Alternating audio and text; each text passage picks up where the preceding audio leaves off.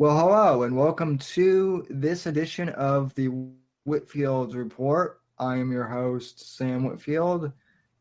Joining me for this episode is Joshua Johnson, who people have joked with me about this before, but uh, people have joked that I should probably just make him my co-host at this point because I have him on so much. Although I have had a couple of guests in between. But the reason why I'm having him on the show this week, it was kind of impromptu. Many of you guys will remember back in either December, I think it was December, or early January, we were talking about Syria back then and Bashar al-Assad and why it wouldn't behoove us to intervene in Syria like Hillary Clinton wanted. And this was one of the reasons why Donald Trump appealed to us both. And, well, if you've been paying attention to the news for the last 2 or 3 days or so, then you probably know that the ship on us staying out of Syria has pretty much sailed already. It's gone. We haven't taken full military action in Syria, but it's kind of looking like we're going to. So some people on Twitter and people who know me personally actually asked me to kind of follow up on that conversation with Josh. So without further ado, Joshua Johnson, welcome to the program. And boy, it's been a crazy week for us at American Watchmen. I think every week's kind of crazy, but yeah, we can go ahead and say this one was a bit more of a volatile week, I would say. Emotions have run high on this issue from all sides, I think. Yeah. I will say too that our board is kind of split. Not like split down the middle, but kind of split in terms of Sierra's reaction, which we can talk about here too. But I think just kind of getting off the bat, the fact that no one's starting to break up the group or whatever, I think on the positive side does kind of show that we're sticking to our initial mission of having diverse viewpoints, at American Watchmen. With that being said, well, just give me your whole spiel on Syria and what's kind of happened within the last 48 hours. You're the guest, so just feel free to kind of cut loose and give your spiel. Well, at this point, it wouldn't be 48 hours anymore. I think it's been 3 days now. But pretty much in the United States, and I think we maybe discussed this on your show before, but in the United States, the mainstream media toes the United States foreign policy establishment's line on virtually every issue, regardless of the channel. That was on full display the night Trump launched the strike on Syria, because MSNBC and all these outlets that usually hate Trump, all of them were singing his praises. There was nobody disagreeing with him. And you may notice I already kind of cut just straight to the strike. I'm assuming most of our listeners know the background and the alleged reason for why we launched the strike on Syria. I will tell you, which I do want to cover here in a sec, but just continue on with what you were saying since the strike happened. Since the strike happened, you mean? You want me to refer to that? Yeah. Since then, Trump's base, myself included, have split down the middle, some would say, between those who are against the intervention and those that are willing to go along with it. And I hope we can explain some more of this later, because almost all of the reasons I have heard for why the intervention was just do not add up when you look at the historical record of the United States and what those kind of policies of intervention have resulted in the past, and this supposed tough guy stance that Trump is allegedly taking to send a signal to China and Russia and North Korea just doesn't add up, and I hope we can get into that more a little bit later. I guess that said, You asked a bit of an open-ended question there. Is there anything specific, I suppose, you would like me to discuss with you and your listeners? Well, I'll just kind of ask you the same question people have asked me. And granted, these are people who are kind of, uh, I guess for intervention, or I guess, felt that the strike was just. I want to make one thing clear, and I'm pretty sure I can kind of count you in on this. Um, One thing that has kind of been bugging me is the fact that people have asked me, uh, oh, so you don't want to intervene in Syria. Okay, so you're okay with, dead children, with, innocents being gassed and dead children being gassed. And, no, not at all. Like, no one's denying that the gassing took place. It is a horrible thing. And, I guess. Here is what I would say to people who ask you that. Do you not care about children who are being starved to death in Yemen with our backing? Because in Yemen, the things that you see happening to children in Syria are happening in Yemen as well, and sometimes in cases that are even worse. And if you don't believe me, just look up the war in Yemen right now. We are funding and arming Saudi Arabia. Well, they go in and they starve Yemeni children to death. And if you look this up, and I will provide you a link you can tweet afterwards to a story Al Jazeera did on this. If you look up the situation in Yemen, the pictures of the children being starved over there by Saudi forces look worse than Holocaust pictures. They look like walking skeletons.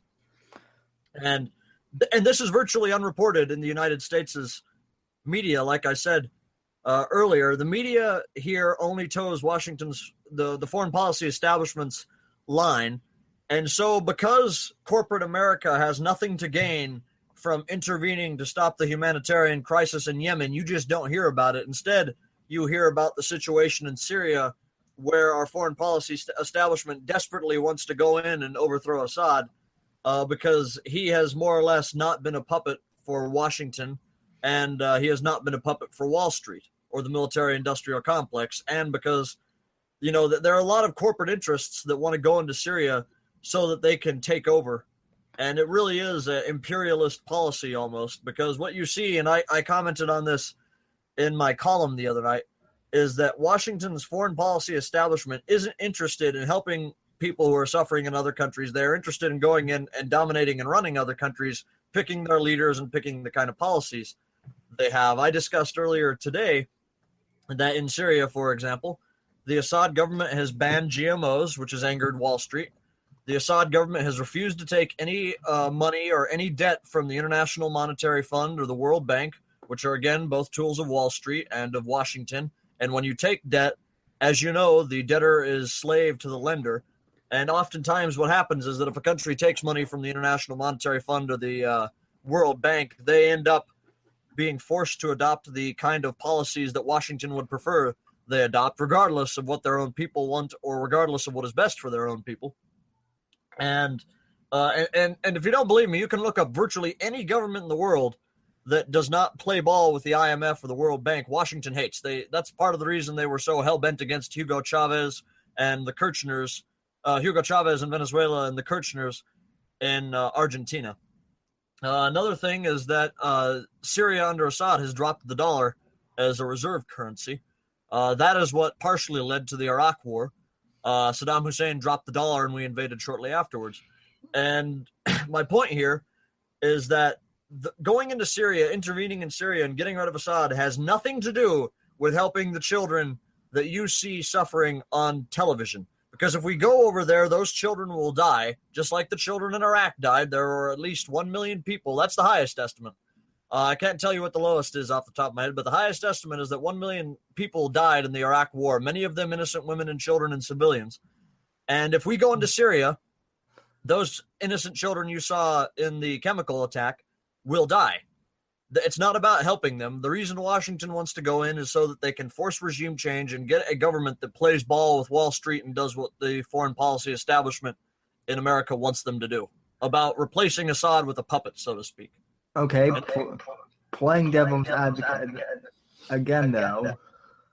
But Josh, Assad is an asshole who kills kids. Now, okay, so that's what some people have said. So that leads me to the next question: is Assad a good guy or a bad guy, or what?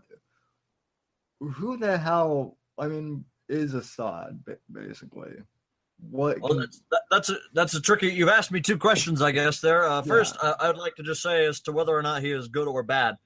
I never said, in my little rant there, that he was necessarily a good guy. I just said that because his government has refused to be a puppet to Washington, and because he has refused to play ball with Wall Street and their foreign policy agenda with the IMF or the World Bank, he has put a target on his back, and they want to go in and prop up a imperial colonial government that does their wishes, so to speak. I never said that he was necessarily good. I don't think anybody denies that Syria is a dictatorship by our standards. And this now going into your second question, sort of who is Bashar al-Assad? Um, he inherited the presidency from his father, Hafez al-Assad, who took power in a military coup in the 1970s. And he has won re-election, I think. I think he's done it 4 or 5 times now. Obviously, there is a state-approved opposition party, and he wins every time. Not too surprising, not a free and fair election. But now going back to your previous point again, whether or not he's good or bad, he is not good. But this kind of goes into the election as well. But he is the lesser of two evils in the ongoing conflict right now. Right. And more generally speaking, throughout the Middle East as a whole, Assad is one of the more benign, regimes, almost like Hosni Mubarak's. This is not a man who is running, Hitler-style concentration camps. And, during peacetime, for example, Saddam Hussein used mustard gas on his own people during a time of peace. There's no proof that Assad has used chemical weapons in Syria yet. In the Ghouta incident in 2013, the United Nations actually found to the contrary, that the rebels were responsible for that incident as a false flag operation. I maintain and believe that the incident we saw in Idlib province a few days ago was a false flag operation because it made virtually no sense for Assad to do that after a major diplomatic victory. Right. You wrote a very good article on the American Watchmen, which I actually cited in my article today at the beginning. My article hasn't been published yet, but it will after this podcast is over. So I'm asking you a lot of devil's advocate questions. I think because I think you and I, mainly agree. Before we move on to your next one here that you're going to just give you a blunt answer, good or bad on Assad. I would say, and I said this on your show too before. I remember you said that some people had a double take, that I support President Assad in his ongoing war in Syria, and that I support the Syrian government. And the reason I do is because he protects Syrian Christians and he protects religious minorities. And, say what you will, war crimes have been committed by both sides in this war. There is no good guy to root for in the Syrian Civil War, but there is a side that I would prefer would win, and I would prefer that be secular Syria and Bashar al-Assad, where Christians and religious minorities still have their rights maintained, as you were saying, though. Yeah, no, I would have to agree. I mean, look, I don't think Assad or Bashar al-Assad is necessarily a good guy per se, but this notion basically that Bashar is literally Hitler, and that we need to stop him. I think all I would say is that remains to be seen, as far as I can tell. And that's the thing is, if the way I see it, and this is just me being pragmatic, if we had to go out and stop every single dictator who was doing horrible things to their people, well, we would be world police, first of all. Well, we And kind of secondly, we would just be out at war all the time. It's not pragmatic for us to keep on doing this. but we have, and like you said there, keep on doing this. But we have been doing both of those things to an extent. I think it's interesting you use the word dictator, and I would like to point out, if and you've probably noticed this, do you ever notice the weight that word carries in the United States mainstream media? There are leaders, for example, such as in Ukraine, Viktor Yanukovych. He was democratically elected. The United Nations found that the 2010 election in Ukraine, Yanukovych was elected in a free and fair election. That said, there was evidence of corruption. Obviously, after he left, we found that gigantic mansion and stuff like that. But he was elected in a free and fair election. By definition, he's not a dictator. But when it came time for him to go, so that NATO and so that the European Union and so that Wall Street could go and impose their own puppet government in Ukraine, suddenly he was a dictator. And in Syria, they don't even refer to Assad as the president hardly anymore. They use the word dictator all the time. And if you go out and you talk to the average American, they are told the word dictator as if our media will, once you've been labeled a dictator by our media in the United States, it means that the U.S. government's coming after your ass. And not but necessarily because you're a dictator, like the term's usage would have you believe, Well, because you're not doing what they want you to. And to that point, like I said, Saudi Arabia is a dictatorship. We are arming them and financing them in Yemen. Bahrain, during the Arab Spring in 2011, you saw media coverage all over of the Libyan government resisting the protesters, and of the Syrian government, and of Hosni Mubarak's government.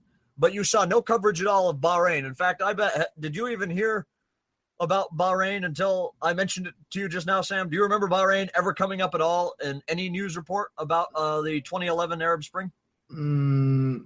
like I think like if I'm being honest, like I have to say that I think maybe like it crossed my like mind once, like maybe I saw something once on like some iPhone app or something, but like honestly, But that's it. On CNN, BBC, CNN, though, Bahrain was never mentioned. The reason why is because Bahrain is a Gulf state like Saudi Arabia. There were mass protests against the dictatorial Salafist monarchy there. And in Bahrain, the military actually deployed snipers onto the roof, and they shot at innocent women and children protesting the government. They shot protesters dead in the streets, in their heads on live television. This television, of course, being only this kind of stuff you'd see in the Arab world. It was they never dared broadcast it on Western mainstream media, because if they did, that would make Americans outraged, and they would demand that something be done about Bahrain. But the reason nothing was done is because Bahrain plays by Washington's textbook. You know, they give us oil and we let them do whatever the hell they want, and they're a dictatorship. My point, of course, here being in this whole little rant on the word dictatorship is that the United States does not care, contrary to the public image that we put out. The United States does not care if other countries are free, only if other countries are. And when I say the United States, I'm speaking specifically about Washington, D.C. and the foreign policy establishment, not about the American people necessarily. The United States foreign policy establishment doesn't care if the rest of the world is free. They care about having loyal little puppets that do what they are told. You're right. Well, and I've also noticed too. I kind of alluded to this a few minutes ago, but I've also noticed that besides the word dictator being heavily used, I've noticed that people in the media, they always like to conflate dictators immediately to Adolf Hitler. Like Assad, oh my God, he gassed his, own people. It's like Nazi Germany and Hitler all over again, or same with Saddam. Dictators tend to fall into one of two categories. Hitler and Saddam Hussein fall into the former category, which is the first category, which is an expansionist dictator who often invades countries neighboring him. Hitler tried to take over the world, and Saddam made the fatal mistake of invading Kuwait. Those dictators usually don't tend to last very long because when you go and invade your neighbors all the time, especially if you're invading a U.S. puppet like the Kuwaiti government, Kuwait being a Gulf state again, like Saudi Arabia and Bahrain, as Saddam did, you're putting a target on your back and actually incur the wrath of the international community. The second type of dictator is like Stalin, or we could go with Gaddafi for the period after Reagan's bombing of his palace or whatever, where they understand that it is in their own best self-interest to only oppress people within their own borders, because when they go outside of their borders, they start to cause problems. To the point of Reagan bombing Gaddafi, though, that is, and I've already seen some people try comparing what Trump did in Syria to what Reagan did with Gaddafi. Those are two non-comparable events, because Gaddafi had already been sponsoring terrorists who were killing Americans and who were targeting American airlines and killing Americans at the Olympics and so on and so forth. Right. Assad in Syria has hurt a single American. There is no intention to go after America. It's not a comparable event.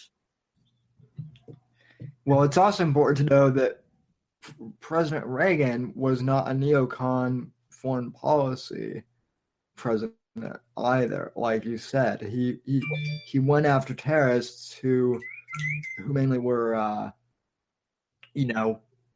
harming U.S. citizens as well. Especially when Jimmy Carter would not. It's a fair point, but I would also say, and this, I think, going into why did Trump do this, is every United States president, almost every United States president, I'll say that Nixon was an exception, not entirely, and we can go into why, but almost every foreign policy, every president since 1959 has been dominated by this corporate military-industrial complex foreign policy that does not act in the best interest of our country or the American people, but in the best interest of a few elite special interests. To Reagan's point, why I would say that even though, good decision on what he did with Gaddafi, what did Reagan do in Latin America? You are probably not familiar with Operation Condor. But what Operation Condor, I am a little bit. That's what happened in Grenada, right? No, I don't quite think so. Operation Condor was not a U.S. military operation. It was a Latin American military operation that was masterminded by Uruguayan President Stroessner, who was a military dictator who was in power from like the 50s until 1991 when he finally keeled over. No, he was removed in a coup. But Operation Condor was this international Secret Service kind of intelligence operation conducted by the right-wing military dictatorships of Uruguay, Chile, Argentina, and I think Brazil for a little bit was involved. I haven't studied this for a while, so my memory is a bit hazy. But what Operation Condor was, they targeted left-wing figures, activists, journalists, throughout not only their own countries but also the world. And the United States helped in this under Reagan, and it did start much earlier than that. I believe Operation Condor actually got it started in the late 60s and early 70s, but Reagan continued on with supporting it.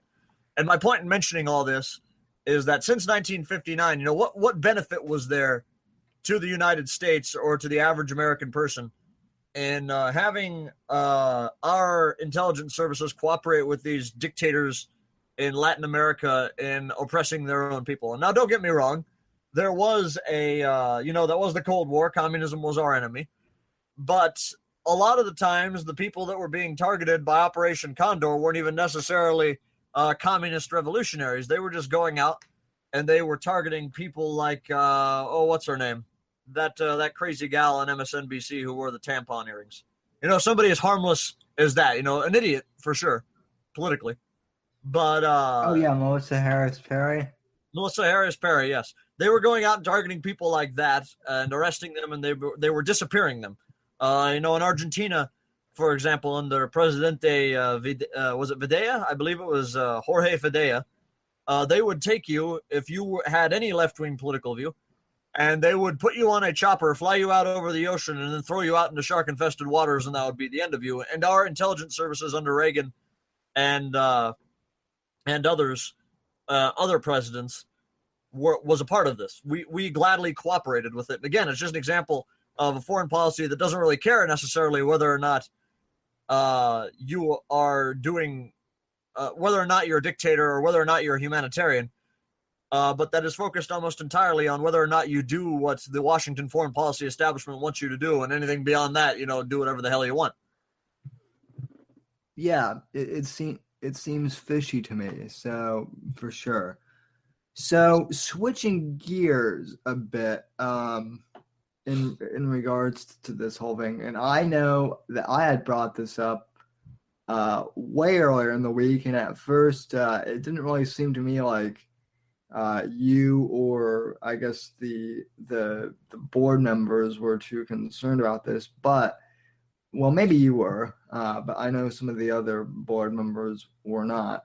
To me, and I've tweeted and retweeted a whole bunch of stuff about this. It seems that there is a big push from some neocons and war establishment types to push Steve Bannon out of the White House, the man who pretty much won Trump the White House and saved the election, even though they're saying it was Kellyanne and Conway who did it. Well, I respect Kellyanne. She's on Bannon's side. To my understanding, I'd seen Cernovich tweet out earlier today that Conway was in the pro-Bannon wing of the White House. Well, yeah. I've been following the story somewhat. I can't comment too fully. I will say, though, that, yeah, you're right. They are trying to push Bannon out of the White House, and it's not a surprise to me. So it's the reason that the establishment on both the left and the right, and in the media and the foreign policy establishment, the military-industrial complex, it's the reason that they were all against Trump, because anybody who wants to change America's policies to actually being America first, like Bannon does, anybody who wants to put average Americans ahead of these elite special interests that currently run, for example, our foreign policy, anybody who wants to change that is an enemy of them, and they try to get rid of them immediately. And so they've already kind of surrounded Trump and have gotten to his daughter and his son-in-law, which is the Trump card for them, so to speak, because, he's not going to go against his own daughter, regardless of how much we might like him to on these issues. And because of that, they don't need to necessarily be super anti-Trump anymore. And you've already seen that, as I addressed in my article. As soon as he bombed Syria, suddenly the media was singing his praises, and John McCain was singing his praises, and Lindsey Graham was singing his praises, and all of these establishment types suddenly came out and were like, oh, how great he is. And Lindsey Graham even compared him to Reagan, when before they acted like it was blasphemy if you compared him to Reagan. But now I'll let you go. I'll let you go ahead. No, I was just gonna say, yeah, and the thing that really kind of made my blood boil is when Bill Kristol at the Weekly Standard pretty much said that that as an Never Trumper, he now feels compelled to revoke his Never Trump status following Trump's actions in Syria. Well, exactly. And to me, it was like, and I've said this on other shows, so but it was kind of like fuck you. It was kind of like fuck you, Bill, because I don't think Bill Kristol actually respects Trump at all. Still, I don't think he gained Bill's respect at all. I just think that Bill is saying that because he's part of the warmonger establishment. So, well, this isn't the first fuck you, Bill Kristol moment. I think I've said that at least 100 times over the last year and a half. But And to that point, I would love to just be in a panel and ask Bill Kristol, have you ever once in your life given a damn about pushing a policy that actually helps Americans in some way? Because to my knowledge, have you ever heard him talk about anything in regards to domestic policy or to helping Americans? It's always, we need to go to war with this guy. We need to go to war with this guy. We need to go to war with this guy. We need to give Israel more money. We need to give, some other little, we need to give, more money to nation building in Iraq after we wipe the place out. Right. And by the way, the Weekly Standard, I don't know if you've seen their subscription prices, but it's outrageous. It's like their subscription is like $60 just for the Standard magazine, and then if you want to get the digital version, it's like another $30. So it's just a sign that they're failing. Their old media. It's simple economics, supply and demand. When demand goes down and supply, let me see if I can get this right here. I've never been an economic sort of person. I've been more of a foreign policy wonk.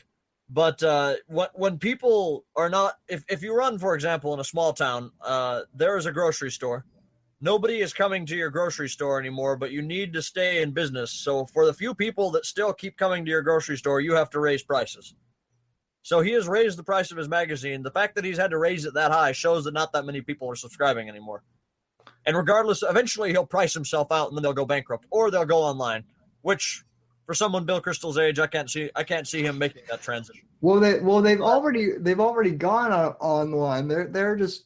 They're charging an absorbent amount of money for the online content. That's what I don't understand. But it would still, though, even if they're still online, the same principle applies. If you only have a few people subscribing to you and you want to make a profit, you have to jack the price up to insane levels. That's just me bitching as not even like a Politico. That's me bitching as a publisher, or I guess a co-publisher. So anyway, yeah, with that being said, I don't like how all these never Trumpers are suddenly, cozying up to him. So well, the reason is because they have sufficiently corrupted or fooled or duped him on this issue. Alternatively, maybe Trump himself isn't so completely fooled, but he knows his poll numbers are shit right now. So he decided to go and start a war in the hopes that that would boost his poll numbers. And that's the theory Michael Savage has put forward. I don't know if I subscribe to that. I'm more of the opinion that Trump, it's gotten to the point almost where one gets this feeling that if you become U.S. president, you will inevitably succumb to these pressures. And like I said in my article, he was being hit from all sides when he came in on his platform of putting America first and rejecting the failed foreign policy of the last 50, 60 years. And everyone came after him. The intelligence community came after him. The Republican establishment came after him. The Democratic establishment came after him. The media came after him. The business community came after him. And you saw that in the election. Hillary was the one receiving most corporate donations, not Donald Trump. All of them came out after him. And now I guarantee you, after the strike, and like I've said again in my column, we've already seen this with the media and with the Republican establishment, and even the Democrat establishment. You had Hillary Clinton and Chuck Schumer going out and saying how great these strikes in Syria were. They've all come around to him because he has, he's sort of caved from all of the pressure coming in around him. Well, here's my take on Trump himself. I know that James Allsop, friend of the show, is pissed at Trump himself. I know that Ariana Rollins isn't happy with him either. And they shouldn't be. If he is going to betray his, and to me, as I said earlier, I am a foreign policy wonk. That is my big issue. That is what I care most about. And that was the big promise to me. I was very excited when I saw the second presidential debate, and I saw Trump telling the truth about Syria and saying, look, Assad is fighting the terrorists. he may not be the nicest guy in the world, but he is fighting the terrorists and he is protecting religious minorities. We should help him fight the terrorists. And then Mike Pence came out, and maybe no, this was before. Mike Pence was before. The vice presidential debate was before, and Pence was touting the same old foreign policy establishment line, saying, oh, we need to go in, we need to set up these safe zones, which are just a step towards regime change, because I'll tell you what happens if we start going in and we start putting up these safe zones that we have to go in on the ground and defend. Inevitably, a terrorist will attack that, or there will be an accident where a terrorist cell nearby is targeted by the Syrian Air Force or whatever, and a stray bomb goes off and hits one of our soldiers at the safe zone, and the next thing you know, we're in a war. So that is a safe zone in Syria for the civilians. As sad as it is to say this, us going in to set up a safe zone is a guaranteed a guaranteed path to war. Right. And that's what Pence was advocating for in the vice presidential debate. The second presidential debate came around, and Trump said everything opposite of what Pence said. He said the exact opposite of what the foreign policy establishment elite in America say. And I remember she was like, well, Pence, vice president nominee Pence, said the exact opposite stuff last night. And Trump said, well, I respectfully disagree with him on that. And for me, that was big. That was a major win for Trump in my book. Now it's all fallen to shit on that front. Well, I'm not too popular of a guy right now in either circle, and I'll tell you why. Because I'm still willing to give Trump the benefit of the doubt, and this ties back to the Steve Bannon thing. In general, or on this issue? Because in general, I would say I still support Trump. I've not completely abandoned him, but I do disagree very strongly with him on this decision regarding Syria. Well, both. This ties in both generally and specifically, and this is why, to me at least, the Steve Bannon aspect of this is so important. Okay, if you look at the tapes, face value, if you look at the tapes of what, the chemical attack, or what are we? Yeah, the chemical attack in Syria. I'm sure we can all agree it is pretty fucking horrifying to see that, right? It is, but the I'll let you finish your question. Because so you see that Trump sees that's horrifying. I am kind of playing devil's advocate. He's getting emotionally invested in this. Bannon, who knows better about all this stuff, he's getting pushed out of the NSC. He's kind of the voice of reason. And by the way, Bannon also, I looked this up today for my article. He served 7 years in the Navy, and then another couple under Reagan. You did? So they're pushing Bannon out of the NSC, who would be Trump's rational voice. I'm not faulting Trump here, because again, and we've talked about this before, he's a newcomer to politics. And when you see stuff, and when you see something like that at face value, I have to say this: if I didn't know any better, and if one of my advisors, was out of the room, and I didn't have anyone, like Bannon whispering in my ear, or like you, let's say you were my foreign policy advisor, but yet you got kicked out of the of the NSC meetings, I would probably be reacting the same way that Trump did, honestly, just on face value. You and I and James, we're all looking at this from our perspective, but I'm trying to look at this from Trump's perspective, and here's the problem. And we know all I'm saying is that I don't fault him specifically from an emotional level, because essentially I think he's being duped. Well, he is, but you're ignoring, I think, a key aspect of it. It's not necessarily the advisors outside of Bannon, like Jared Kushner and them, are duping him. But we know that President Trump watches a lot of cable news television. He tweets about it. There's a whole cottage industry Right. about what Trump tweets based on what he's watching on the morning news. As I previously have said, the entire media, Fox News, all of the mainstream television, cable news outlets in America, and almost all of the print media, the New York Times, the Washington Post, all of those, not the Trump's reader, but that I know of anyway, not that we've seen, all of them toe the Washington foreign policy elite's agenda.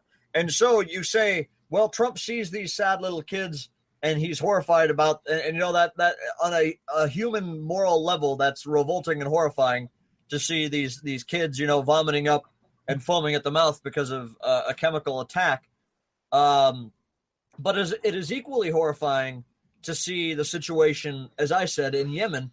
But Trump will never see that because that is never put on the American cable news or the mainstream media, never.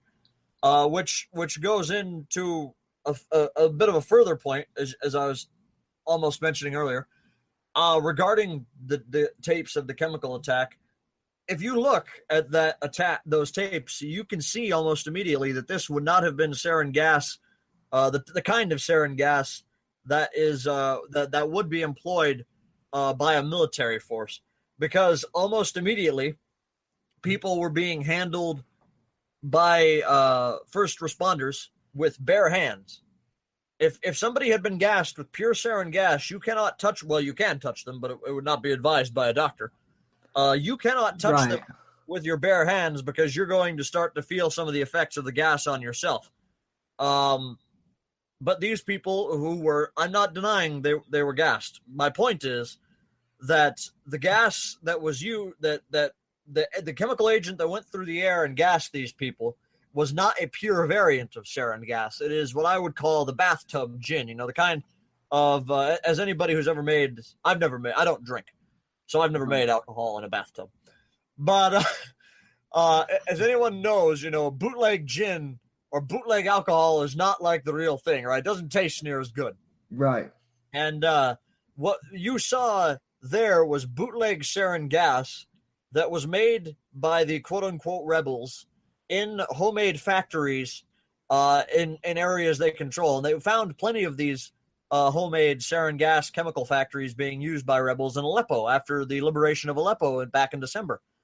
And we know that the Syrians have been making their own the Syrian rebels have been making their own chemical weapons. So what was most likely to happen, as the Russian Ministry of Defense said, was these chemical weapons were stored by the Al-Qaeda offshoot that was occupying the city in the missile factory, which is a military target that you would suspect would eventually be bombed.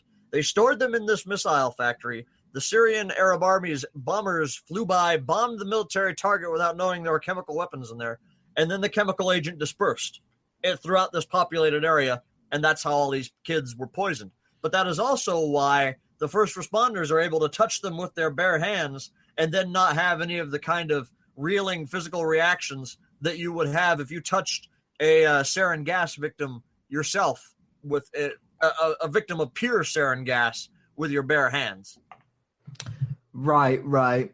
Yeah, no, and I get all that. I guess my point being is I don't like the fact that people are already burning their MAGA hats and saying, "Oh well, fuck Trump, he let us down." I think that rather than saying, "That hat cost me $50," I don't think I'd burn it anyway. Right, yeah. I mean, mine cost me $35, and that was in New York City, and that was actually on sale too. No, my point, moreover, is there are people, who kind of in that AM first group who are already kind of jumping ship on Trump, and I'm kind of like, well, my point is, I'm not exonerating him completely, but I'm saying he is being duped by people, and I think rather than abandoning him and saying screw him, I think that we ought to, kind of circle around him and try and help him out of this, kind of. Excuse me, but yeah, I think we ought to try and help him rather than just saying, screw him, because that's not in our best interest. And considering how many people campaigned for him, I'm a little surprised at how many people are just jumping ship all of a sudden. So I don't. It's a tough one for me. What he did in Syria was definitely not what I voted for when I voted for him. Like I said, though, I've not completely abandoned him yet, because hopefully he doesn't, turn and jump ship on all his other domestic policy proposals. Although, quite frankly, I suspect that may happen. Already we see the Republican establishment telling him, well, we don't have money for a border wall, but by God, we have $60 million we can piss away in an airstrike on Syria. VA VA reform, which is another topic that I want to cover with you a little bit. This is kind of my wheelhouse a bit, but one of the issues, and mine's not as nuanced or advanced, but one of my whole concerns with us going into Syria is, and I wrote this in my article that will be posted on American Watchmen, but one of the big problems that happened after Iraq, even during Iraq, was we had a bunch of wounded veterans coming back from Iraq and Afghanistan, and they were severely injured, and yet the VA was both very overwhelmed, but also the staff was incredibly incompetent, and they didn't know what the hell they were doing. So we had a mass influx of wounded veterans who weren't getting the proper care that they needed, and in some cases were being abused by VA staff members. And this is one of the things that drives me crazy too, is we send our troops over to fight in these foreign wars, and yet when they come back, the government, the VA, which is supposed to take care of them, not only do they not take care of them, but in some cases they neglect them and they don't give them the proper care that they need. I would be much more open to going into Syria and taking that stance if I knew, okay, well, the VA is going to take care of our men and women in uniform. One of the reasons I voted for Trump, one of the things that kind of changed my mind on Trump, was when he skipped that one primary debate, which everyone said was going to be mission critical, and when he went to fundraise for wounded veterans. Because aside from the border wall and whatnot, the VA was another key issue. Reforming the VA was another key issue that he, ran on. And so I would rather him put our veterans first rather than, foreigners, because yes, the Syrian gas attack was horrible. And it's horrible to see children in foreign countries dying, but it's also horrible to think that 22 veterans commit suicide per day because they can't get, the help they need. And so they say, screw it, and, kill themselves. Here's the problem, and here's why you will never be able to go to war in Syria and get that kind of care for the veterans. And allow me to explain this by explaining. Yeah, please do. In Iraq, we cut spending on all sorts of domestic programs during the Bush era. The GOP Congress did. As you know, they love to cut everything. And the globalist agenda is always foreigners first, Americans second.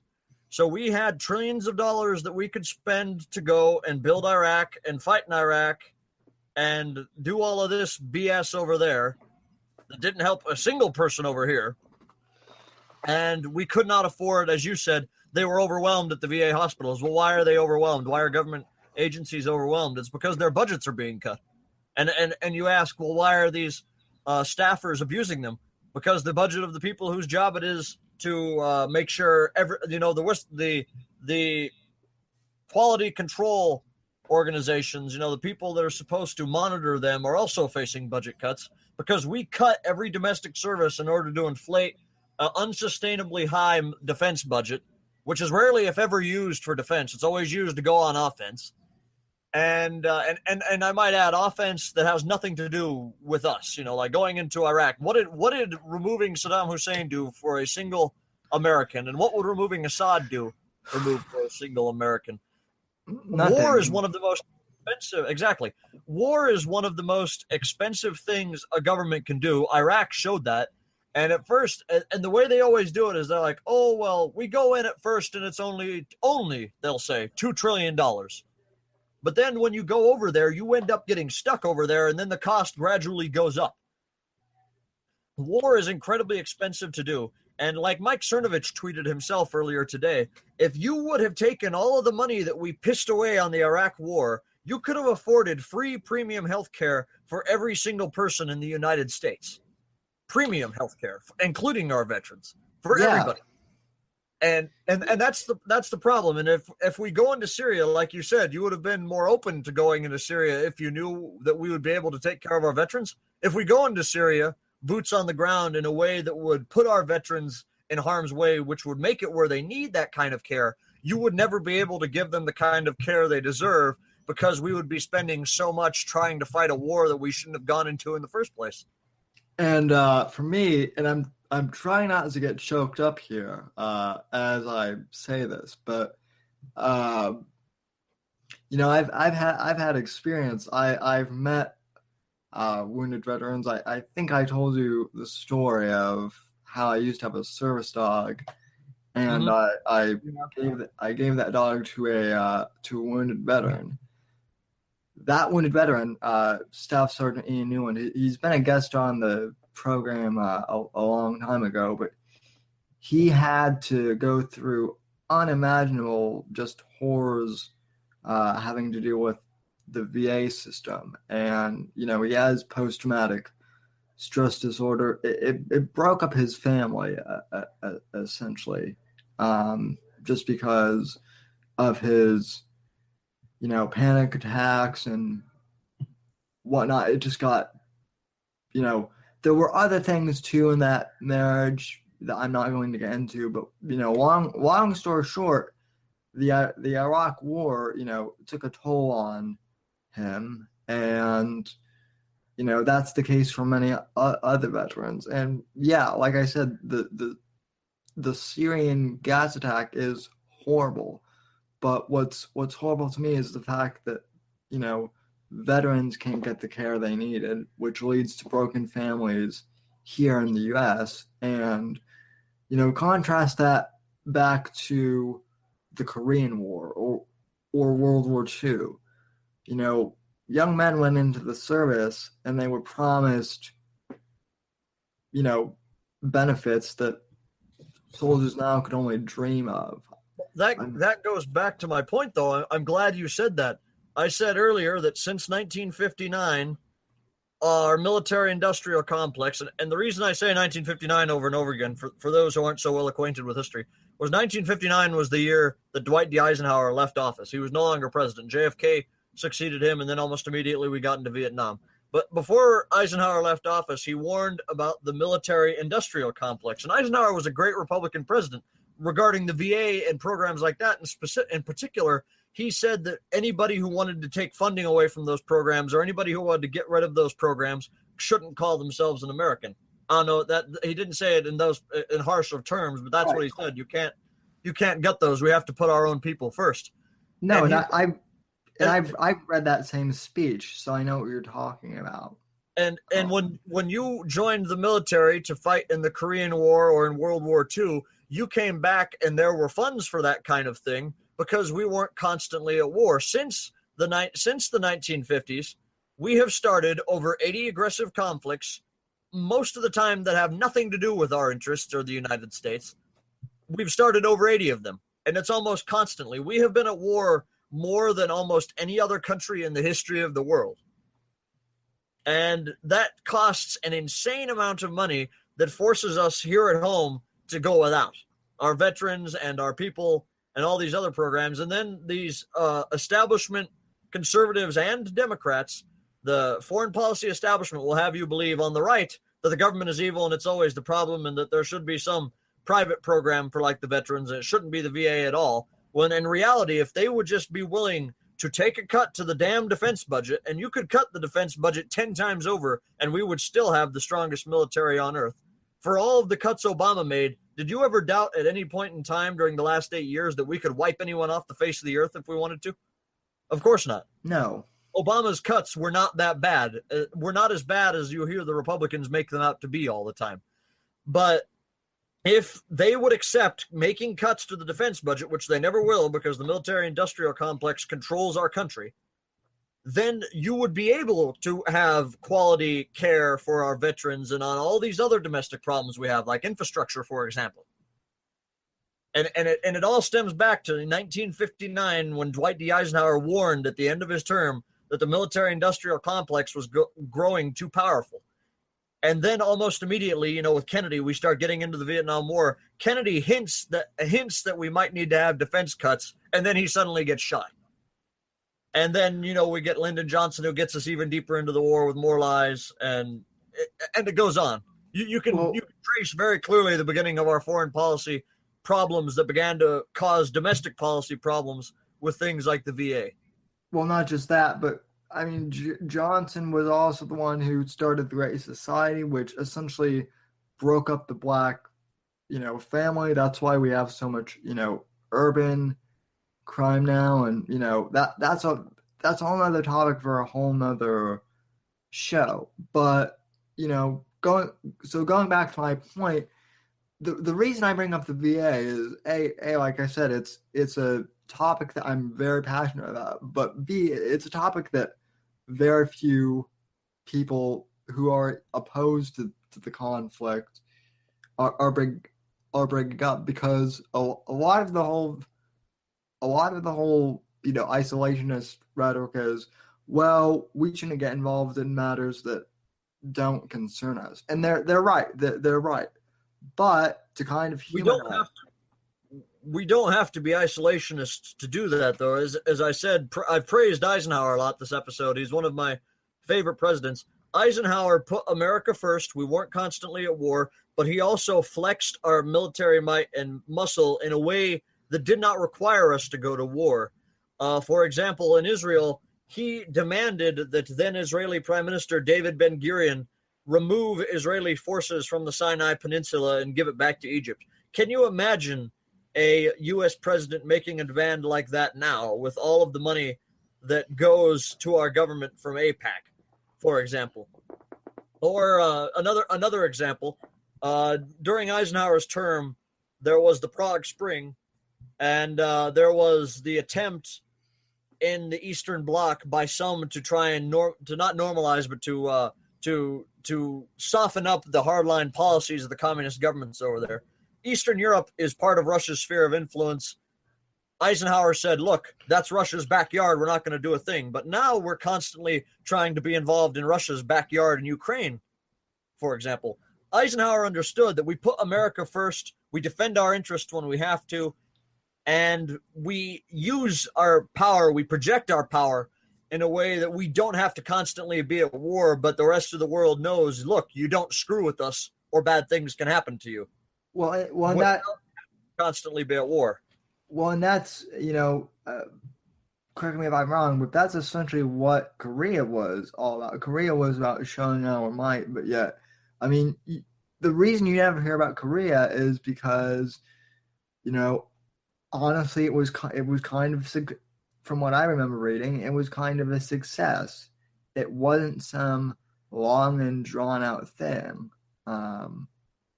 Well, it was a success in that regard. In terms of, there was some general that was under President Truman. For the most part, it was under President Truman at first, and then the war was finished out under Eisenhower. Partially because Eisenhower won by saying the Democrats were going soft on it. Debatable. Anyway, and the reason that accusation came up was because Truman removed General MacArthur. General MacArthur wanted to have us go all the way and march into China. And that that's a whole other story. Point is, the Korean War ended exactly where it began, the 38th parallel. What happened was North Korea under Kim Il Sung thought that they could invade South Korea and take over the whole peninsula. At the time, our strategy was containment to prevent communism from expanding around the globe. And so we went in to defend South Korea from being taken over by the communists. And that's why we went there. As you can see, though, there was no corporate interest involved there like there is today. Today, you can almost always find some elite special interest behind why our country is obsessed with going to war with someone. In Korea, though, it was clearly a case of defending an ally of ours against communist aggression. You can see the difference from how the wars were back then, before 1959, where they were largely defensive operations on our part, and the wars since 1959, where 99.9% of the time, we are the aggressor. Our media spins it in such a way as to make it look like we're going in for humanitarian causes, or we're going in to spread democracy, or some other bullshit propaganda reason that our people are told in order to get them to go along with a war that is not in their own best interests. Yeah. Well, one thing I do want to ask you, you mentioned you've over and over again, you've brought up the whole thing that, there's a huge corporate interest in war. And I've heard that before, but, for the audience and for me, can you explain that a little more? Like, and are there any like specific corporations that you can name more specifically? To use Iraq, you had Halliburton. They went in and our military went in, and after we completely blew Iraq to bits, Halliburton went in, and Halliburton, for those who are not aware, the CEO of Halliburton prior to his becoming vice president was Dick Cheney. They went over into Iraq, and they made millions with little to no bidding. The bidding process was almost virtually rigged to ensure that they were the company that got picked to go in and rebuild Iraq. And they got all those contracts and made millions and millions of dollars, and Dick Cheney, as a stockholder, made millions and millions of dollars.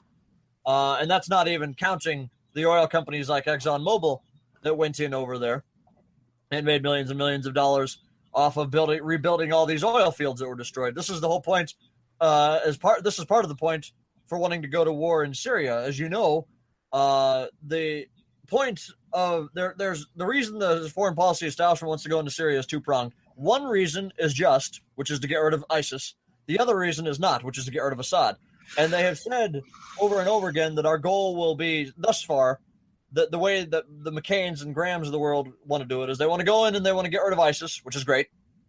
And they want to then go in and get rid of Assad afterwards. Well, why do they want to do that? Well, on Syrian territory and in Iraqi territory, ISIS, as you know, has destroyed a lot of oil wells and a lot of oil fields. They've just burnt them and destroyed them to a crisp. And so ExxonMobil and these companies want to go in, and guess who's going to get the money to rebuild all these things?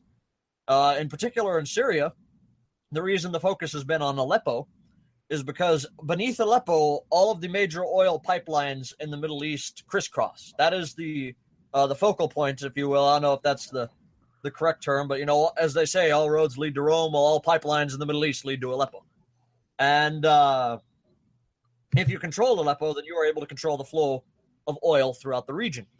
And that is another reason that our foreign oil interests want to go, that our elite oil interests want to go in. More specifically to the point, sorry, I'm having a bit of the same problem you were having there.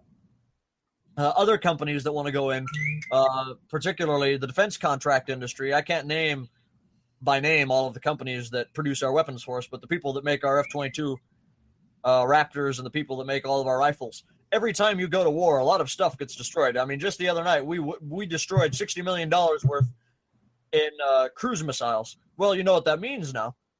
Whichever company made those cruise missiles for us is going to go, and they're going to make $60 million worth in profit now, because we're going to have to buy $60 million worth of missiles to replace those missiles. So, of course, the defense contractors who are the military-industrial complex, of course, they want us to be at war all the time, because that means they're constantly making a profit off of selling us weapons. As I said earlier, you have in Syria, Assad's outlawed GMOs. Well, if he's outlawed GMOs, then that obviously hurts a lot of American agricultural companies that use GMOs, which are not good for you. The science is clear on that. They should be banned here, but they're not. And that's, again, another topic for a whole episode. They want to go in and get rid of Assad so they can start making money off of selling all this GMO stuff to Syria. And you can go down the list and you can find special interest after special interest. You have, the IMF and the World Bank, which want to go and lend money to the Syrian government, but Assad says no because he understands that once you take money from them, you start having to do what they tell you to do. Yeah. And that's just some of them. Obviously we could go all night and list the different, kind of corporate interests that control it. And that, in terms of how it controls the legislators themselves, who donates money to people like John McCain and Lindsey Graham and Marco Rubio's campaigns? If you look, it's almost always the defense contractors that make up the bulk of their campaign donations. So, of course, they're the legislators in particular who are almost always pushing for war. And then you look at, like, say, Rand Paul, and you will find that there are little to no donations at all from these defense contractor companies. Yeah, it's just, it's a mess. And like I said, hopefully we don't go in there to Syria. Yeah, I mean, what else can we really say other than this is shaping up to be ugly? If I don't know necessarily if we're going to go in yet. It certainly looks like right. It's going there. Iraq kind of sort of got started with cruise missiles. I believe it was in 1997. Then President Clinton ordered some cruise missiles to be fired into Iraq at instead of an airfield for them. When we launched the cruise missiles, we launched it at like their version of the CIA, their intelligence headquarters. And then shortly after that, when Bush Jr. was elected, Clinton told Bush Jr., "Oh, look, the biggest problem I think is that the most dangerous man in the world is still alive," who according to Bill Clinton, was Saddam Hussein. Not Osama bin Laden, who was more likely the most dangerous man in the world at that time, as we would sadly find out a couple of years later. But when Bush came in, Clinton told when Bush Jr. came in, Clinton told him that Saddam Hussein is the most dangerous man in the world, and I regret the fact he's still in power. You can almost bet your ass that when Trump came into office during that car ride that him and Obama have to take to the inauguration, or when they were at the White House prior to Trump being sworn in, you can almost bet your ass that Obama was sitting in there telling him, "Look, Putin and Assad are the most dangerous people in the world, and they need to be taken down." And we saw how that worked out for Clinton and Bush. So, right, and see that's the whole thing too. Is I know that people aren't fans of George Bush, but honestly, I do think that there is a lot of foul play in terms of, the left after 9/11 happened. They were all for Bush going into Iraq, right? Yet from 2004 to 2008, George Bush, say what you will about him, but they were just saying horrible things and calling him a baby killer and just really horrible things. And I think that's what they're going to try and do with Trump too. If they can get him to go to war with Syria, then they'll pretend like, what? We didn't want this, and they'll call Trump a warmonger. So well, that's just the partisan game being played between Republicans and Democrats to make it look like there's some difference on foreign policy. But when you really look, though, consistently, there hasn't been much of a difference. I know, but it's still fucking slimy, and it is. And I've always hated that aspect too. So they're all praising Trump right now for the airstrike, and here's the thing. Here I guess is the point.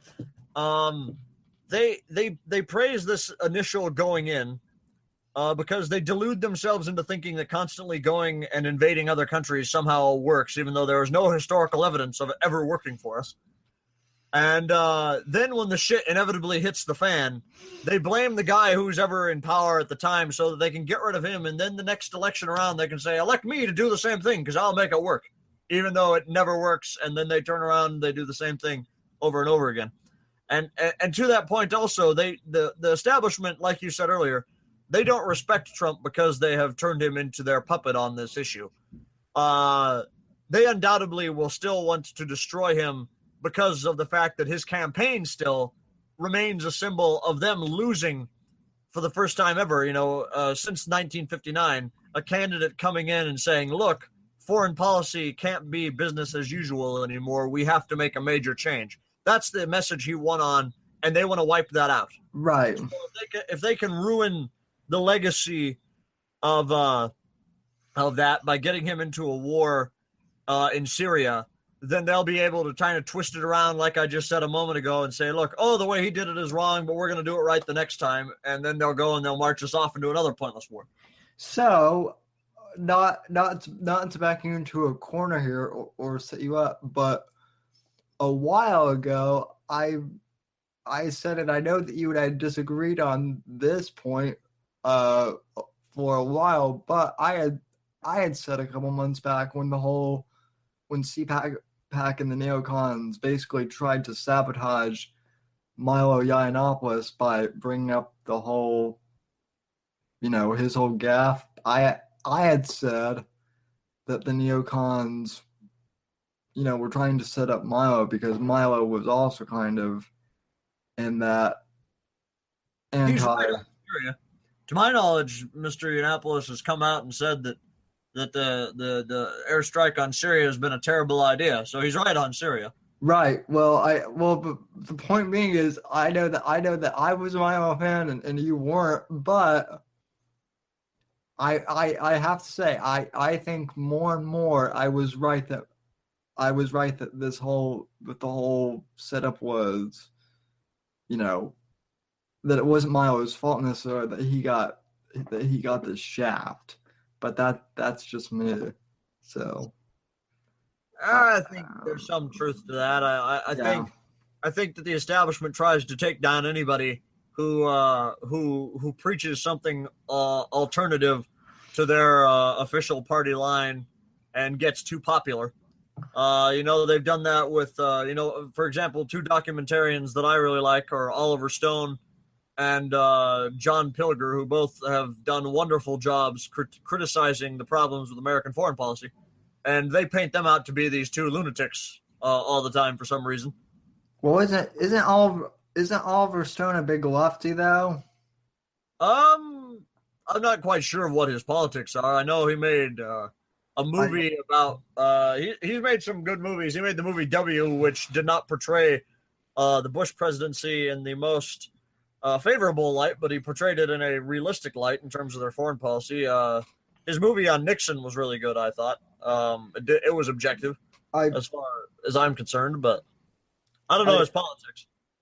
Yeah, beyond his criticism of foreign policy, the thing I will say, though, if he is a lefty, is that there is what I call the corporate right and the corporate left, and then there is the new right, or some have called it the alt right or the new right or the paleo conservative right or whatever the hell you want to call it.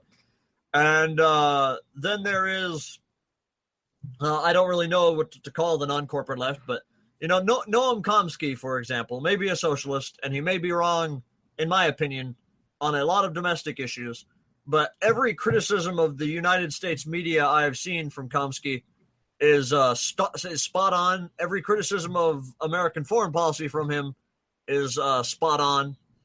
And to that effect, if Mr. Stone is a leftist or on the left wing, then I won't lose any respect for him because on this particular issue, he's right regardless of what he thinks of other things. There are areas where the left and the right can agree on common sense foreign policy, for example. Yeah. And just purely as a movie guy. I like his movies too. He did Platoon, which say what you will about Charlie Sheen, but he was good in Platoon. He recently did a movie, a documentary, a biographical film on Edward Snowden too, I believe. I haven't seen that one yet though. He also did a movie on one of my favorite bands, the Doors, which I know you hadn't heard of because So that's where the reference. Okay. but that was pretty good too. I mean, there are 60 Minutes. I'm sure you saw this. 60 Minutes tried to do a hit piece on Cernovich by comparing him to some satire guy and saying that Cerna was a fake journalist. Also making fun of his stutter, too. I did see that, and he just showed how I guess I'll reference that with a John Pilger. I'm not really quite sure how to pronounce his last name, Pilger or Pilger. A John Pilger quote. And what he has always said is that the official line on anything is often just a very elaborate illusion. And in that 60 Minutes interview, I forget the 60-minute interview guy's name, but he asked Cernovich about Hillary Clinton's medical episode she had where she stumbled into her van and was unconscious. And he asked Cernovich about this, and he's like, well, the campaign and her doctor said that she was just having a really bad cold. And it's like, well, of course the campaign's going to tell you she's all right. She's running for president. It's their job to make her win. But the media just ran with that line because that was the official line of those in authority. You know, Yeah. if a journalist is not asking hard questions, power, and if a journalist is readily accepting the official line of those in power, then they're not a real journalist at all. They're just a propagandist because they are accepting an official line. They're not trying to investigate it. They're just rolling with it. I mean, was there any CNN investigation beyond just calling the Clinton campaign up and saying, hey, does she have Parkinson's? No. All right, good enough for me. They hung up the phone. But, and the other thing too regarding the media is you remember when there was that whole thing about Trump making fun of that disabled reporter, right? I do. Well, that whole thing never happened. What it was Trump was mocking Ted Cruz and doing hand gestures, and then some guy was like, "Oh, Trump was making fun of that reporter with CP who,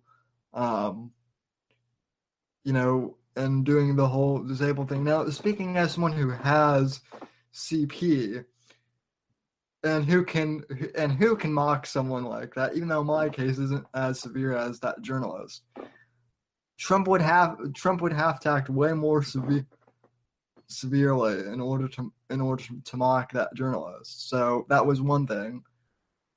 But my point is they got upset at Trump for doing something that he never did with mocking that journalist. Well, but then they've turned around and they've mocked Mike Cernovich, who has a slight stutter. And because of that stutter, Cernovich isn't a journalist, according to left-wing media. Well, not only that, but for example, on the case of that alleged impression of the journalist Trump did, clearly on the issue of Hillary Clinton's health, all they did was call the Clinton campaign. The Clinton campaign said no, everything was fine, and they just rolled with it, and that was the end of the investigation. But when Trump did something like that, they hounded him for weeks about it, constantly asking the campaign about it. And when the campaign said no, that was it. So it was very clear that they were siding with, at the time, the establishment answer. Like I just said, if a journalist is not investigating and asking the real hard questions to the powerful, if they're just accepting an official line, then they're just helping to spread the illusion of truth that is provided by those in power to cover up what they're actually doing, as John Pilger would say. Prior to this election cycle, I had never really revealed I had a disability. It's kind of it's common knowledge now, but what happened was one of my family members who was on the left, essentially, I don't know if doxing is the right term, but I think in this case that kind of would be the term to kind of say, oh, well, you have CP2, so, and I was kind of like, yeah, and your point is what exactly? And I mean that's kind of how, this whole thing has gone on too, is you see a lot of people just throwing smoke and mirrors at the kind of new slash alt-right, I guess. So, Mhm. but well, okay. One final question, kind of as a promotional. Well, what are you talking on the Deplorable podcast tomorrow? And are you going to change the name or what exactly? This week has kind of put you in a pickle for that, my friend. Well, what else could I talk about besides Syria? I think we've all kind of seen how passionate I am about that issue. So obviously Syria is going to make up the bulk of the show tomorrow. Regarding the name, I don't feel any reason to change the name. I was inspired by Mike Cernovich's Deplorable events, and I'm like, oh, I'll do the Deplorable podcast. So I see no reason to change the name, because instead of, as he calls it, the new right, I called them the Deplorables. Some other people are calling them American Firsters. I still say, the Deplorables, because it's catchy. The Deplorables is a good title, I guess. I see no reason to change the title on my program. The program is still about promoting America First ideas and about promoting nationalism and traditionalism. So I see no point in changing the title, I guess. That hasn't really put me in a pickle in that regard. But regarding the question we ask at the end of the show, I'm probably going to have to come up with a slightly different one now. I might work that out before tomorrow. I might work it out as we're going through the episode. I might get viewer suggestions. And then hopefully by next weekend's episode, I'll have another guest on. Again, because I would like to have a guest, because I feel like the shows kind of flow better. And I would like to have a different guest every week, no repeat guest or something. So that's all I have to say about my program, I guess. Yeah, I've noticed that, like, I kind of do like the long form crossfire format on my podcast, which is interesting because the Buckley Club was anti-Trump, and yet I'm not saying I am William F. Buckley by any means, but You mean considering, firing line? but considering, oh yeah, it was firing line. Yeah, considering that you and I are both, publishers of a up and coming conservative magazine, which people forget that the original National Review was not mainstream. When Buckley started it, it was kind of renegade. When it started, but and then you and I both kind of have firing line ish type podcasts or talk shows. So, which I guess kind of interjecting, what do you think Buckley himself would have said about all this? Was he was always talking about domestic stuff, so I never all got what was his impression of domestic policy as far as you can remember. I think on terms of domestic policy, I can't really. It's hard to speak about these historical figures because they lived in different times with different issues, Right. and you can't really say about what. That's the reason I don't like things like the Buckley Club today, because Buckley died in what was it, 2005, I think. 2008. He died in like 2008, and the issues we were dealing with then, and in particular the issues that he dealt with through most of his political career during the Cold War, are radically different than a lot of the things we see today.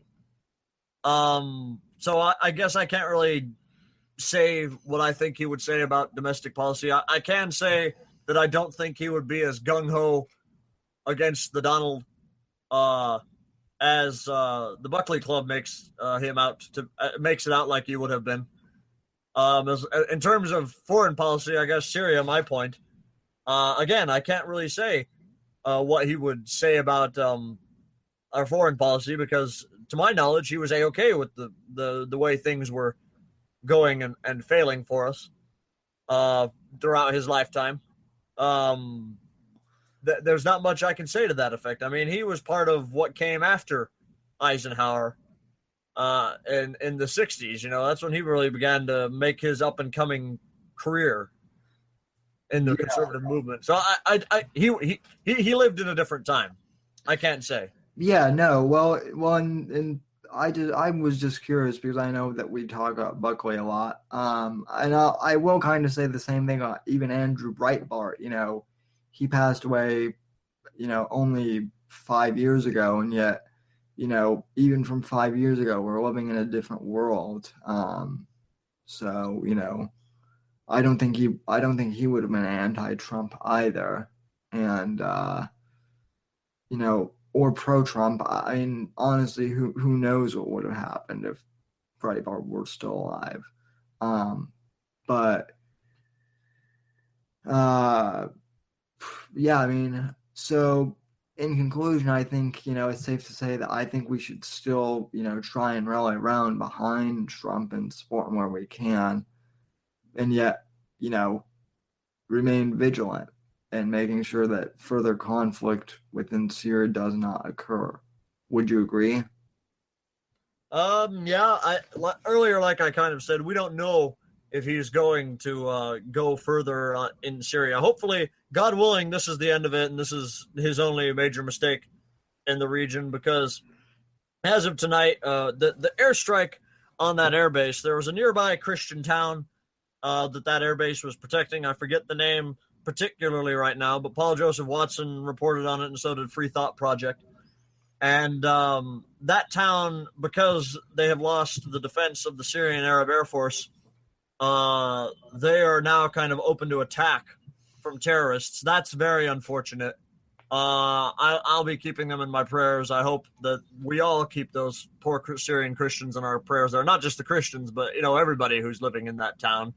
And hopefully it doesn't fall to terrorism, but that has become much more likely after Trump's airstrike. But on the larger field of things, this is not going to change the tide of the war. You know, the war has been going very much in the Syrian government's favor over this last year and over these past few months. This single airstrike is not going to change anything, and God willing, this is the end of Trump's intervention in Syria. On the domestic front, of course, I'll still support him so long as he keeps trying to put America first. Now, if he sells out on more things, as I am worried he will do on the wall, because already the Republicans in Congress, the establishment, is already saying we don't have money for the wall, but we somehow have money for this bloated defense budget, and we have money to go and try and intervene in foreign countries. They're saying we don't have money for the wall. Hopefully he doesn't go back on that. If he doesn't go back on his promises, I'll still keep on supporting him. As of now, I support him, even though I disagree with him intensely on Syria. Well, and some of the Republicans are also starting to buy into the whole left-wing propaganda that the wall is racist somehow, which I'm not liking either. But you know, yeah, I'm pretty much where you are, too. So, any final thoughts, or shall we call this a show? Tonight, I did have something in particular I wanted to say, which may be controversial to some listeners, and I don't really care. Yeah, but long live secular Syria. That's the battle cry of Syria's army right now, and those that are supporting the Syrian government in this war, especially as things are going on. So long live secular Syria. That's my message for tonight. Okay, then. You know, and if any other topics that you want to bring up, even if they're not related to Syria or anything else? Right now, that is my focus, and I have, you know, if you only would have seen me in 2013, I was focused in like a hawk on preventing this too during the whole incident around Ghouta, and so until things calm down a bit, my focus will be wholly wrapped up in what's going on in the Syrian crisis. So Gotcha. there's nothing else I've wanted to really. I can, if you ask a specific question, I might have something, but in terms of anything else I would bring up right now, probably not. Probably not. If you have a question, go ahead and ask. But I know that you'll keep us updated on Syria, so because you always do. So yeah, and I mean I'm thinking back, and when I was a teenager, I was more of a neocon. Let's I remember what I wanted to bring up. This was something I had blanked on, but the other thing was I find it funny that people are insisting, and by people I mean military establishment is insisting that we need to send a whole army over to Syria, because if you remember when we took out Osama bin Laden, what did we send in? We sent in SEAL Team 6 in the clandestine service. It was 12 elite badasses, who took out, bin Laden and his compound and would you like to know why that's not going to be an option for them? Why they'll never do that in Syria? I know what you're thinking. Sure. You're thinking it would make a whole. If we were concerned about the chemical weapons, why not just send in SEAL Team 6 to destroy the chemical weapons at wherever they're being hidden, right? Well, that's not an option for the military establishment that wants regime change in Syria, because as our State Department confirmed back in 2014, or maybe it was early 2015, I can't remember when, they confirmed, and the United Nations confirmed, that the Syrian government had destroyed 100% of their chemical weapons. The Syrian regime does not have any chemical weapons with them anymore. The only chemical weapons over there are the ones that are being produced by the rebels with the support of Saudi Arabia and these Salafist Gulf states. So they will never. They cannot send them in, because if you sent in SEAL Team 6 to find the chemical weapons that Assad allegedly has, they would find nothing, and the whole ruse of Assad being the one behind all this would fall apart, and they would lose their whole reason for trying to trick people into wanting us to go into Syria. Right. Well, and that goes against kind of like here's my foreign policy, and this is kind of why the left hates me. I say kind of screw the Geneva Convention. I think black ops in the clandestine service. Say what you will about the CIA, but the clandestine service was one of the most genius things that we ever did in terms of making up these small black budget teams, basically to go and kill separate people and do it in stealth. I think we ought to do a lot more of that as far as foreign policy goes, if we were serious, rather than erecting big ginormous armies. Again though, and maybe I got my first thing wrong on what you're thinking. To my understanding now, you're saying that if they wanted to really get rid of Assad, they could send in the clandestine service and kill him, correct? Yeah, and if Assad were that big of a threat. So here's the thing, though. The reason they wouldn't want to do that is their goal is regime change. They're not interested in that. They want to completely wipe the Syrian government as it currently exists off the map, just like they did in Iraq. And they want to rebuild from the ground up with their own imperialist puppet that will do what they want and what the military-industrial complex wants and what the IMF and the World Bank want and what the Wall Street corporate interests want. Yeah, that's what they want. That's why just killing one man is not an option for them, because they have to wipe the whole Syrian government away first. And that's what they want. They don't just want to get rid of him. They want to get rid of secular Syria as it is today and replace it with a government that will answer to them and their elite special interests. Yeah, no. I mean, I get that. I just, I think it's interesting that people say that like I'm anti-war and that you're anti-war. I'm not anti-war at all. In fact, I kind of take it to an extreme of, like I said, I have no problem with the CIA and the clandestine service assassinating people when it's called for. The problem is we don't do assassinations anymore of dictators or leaders. We erect big giant armies to try and take people out, and it never works. So I guess I'm more on the fence on that one. It kind of goes back to what I said earlier. Unless that leader is posing a direct threat to us, like say Kim Jong Un, unless it's someone like that, I wouldn't really say I'm in favor.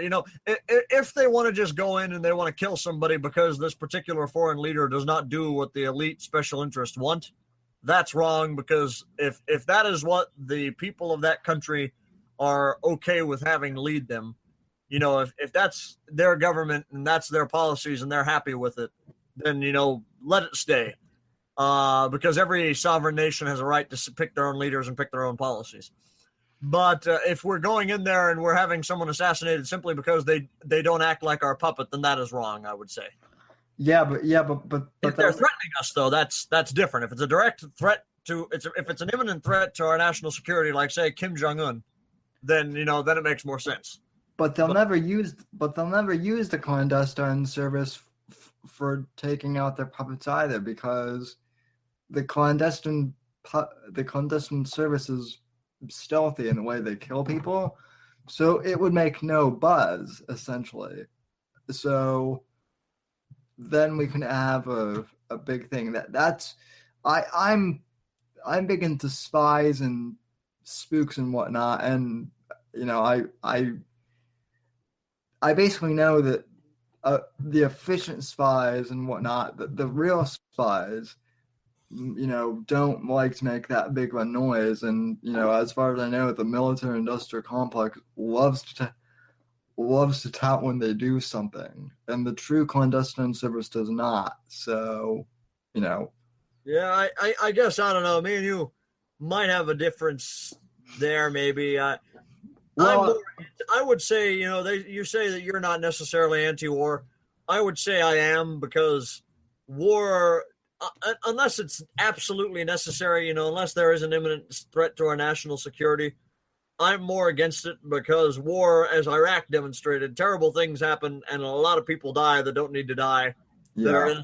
And stuff like that.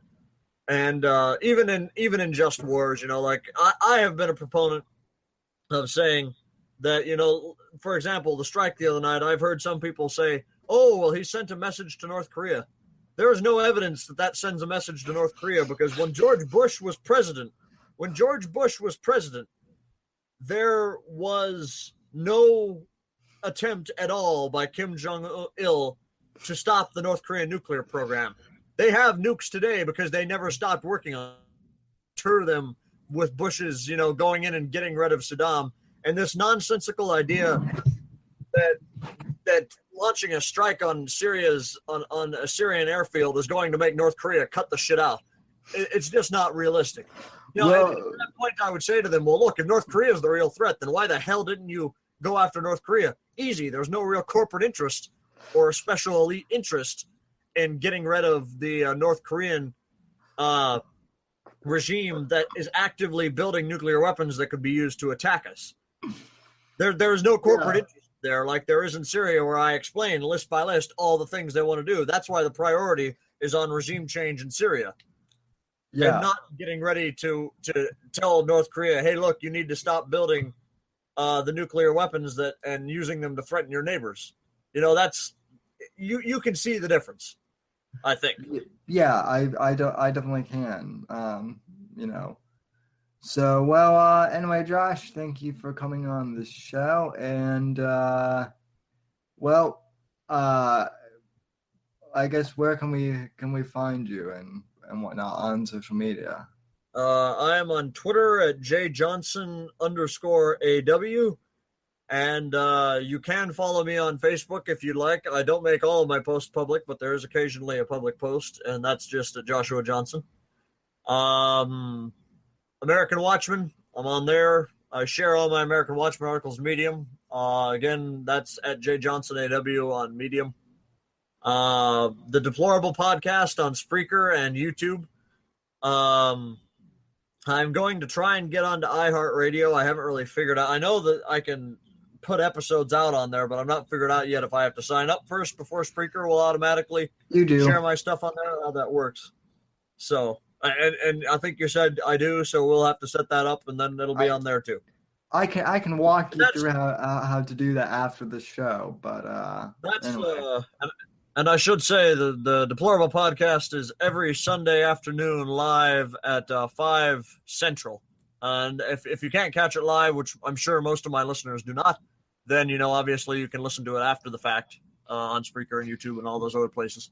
But All right, well, thank you for joining me once again, sir. And folks, we will be back with another episode this week, and we have a big announcement coming in just a couple of days, because pretty soon, folks, like a couple of you have been requesting, I am going to go daily, but there is going to be a caveat with the daily show. It won't be as long as kind of my long-form Crossfire episode, so stay tuned for announcements regarding that. In the meantime, I want to thank you for watching, and I want to thank Josh for coming on the show. So we will see you guys on the next episode, and until then, God bless and God save this great nation. Thank you for watching and or listening.